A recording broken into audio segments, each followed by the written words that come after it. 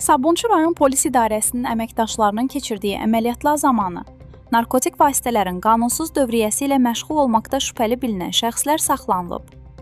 Əməliyyat zamanı 38 yaşlı Cavid Quliyevdən, 35 yaşlı Qurban Əliyevdən, 21 yaşlı Rahib Hüseynovdan və Zamin Abdullayevə məxsus avtomobildən ümumilikdə 48 kiloqram narkotik vasitə, heroin, marixuana, metamfetamin, tiryək və həşiş aşkarlanaraq götürülüb.